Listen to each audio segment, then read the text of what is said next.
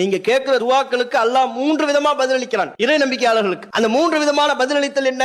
ஒன்று, அவர் கேட்பதையே தருவான், என்ன கேட்கிறோமோ அதையே தருவான், அது பதிலளித்தல். இரண்டாவது முறை ஒன்று இருக்கிறது அல்லாஹ்வுடைய பதிலளித்தலில், அவர் எதை கேட்கிறாரோ அதை அல்லாத இன்னொன்றை அல்லாஹ் அவருக்கு தருவான். அவர் ஒன்னு நன்மை விளங்கி கேட்பாரு, ஆனா அல்லாஹ் தான் அவருக்கு எது நன்மை என்பதை அல்லாஹ் தான் பரிபூர்ணமா அறிந்தவனாக இருக்கிறான். அவர் கேட்டதை கொடுக்காம இன்னொன்னு அல்லாஹ் கொடுப்பான். மூன்றாவது முறை கேட்டதையும் அல்லாஹ் கொடுத்திருக்க மாட்டான், அவர் கேட்டது அல்லாத இன்னொன்றையும் கூட அல்லாஹ் அவருக்கு கொடுத்திருக்க மாட்டான். நபிகள் நாயகம் ஸல்லல்லாஹு அலைஹி வஸல்லம் அவர்கள் சொல்கிறார்கள், அவருடைய பிரார்த்தனையை அல்லாஹ் மறுமையில சேமிப்பா வைப்பான். மறுமை நல்ல மூமின்கள் செல்வார்கள், சுவனத்திற்குள் நுழைகின்ற பொழுது ஏராளமான பரிசு மலைகளை அல்லாஹ் குவித்து வைத்திருப்பான். அமல்களுக்குரிய கூலிகளாக அங்கே அவருக்கு சொல்லப்படும், இந்தாப்பா இதெல்லாம் உனக்குரியதுதான் அப்படின்னு அல்லாஹ் அந்த அடியாருக்கு கொடுப்பானோ. அப்ப அந்த அடியார் கேட்பாரு, இறைவா இவ்வளவு பரிசுகளை பெறக்கூடிய வகையில நான் எதையுமே செய்யலையே, நான் எந்த செயலை செய்ததற்காக இவ்வளவு வெகுமதிகள் இவ்வளவு பரிசுகள் மலை போல் குவிக்கப்பட்டிருக்கிறது? அந்த அடியானுக்கு பதில் சொல்லப்படும், இது எல்லாமே உன்னுடைய பிரார்த்தனை, உன்னுடைய எந்த பிரார்த்தனையும் வீண் போகல,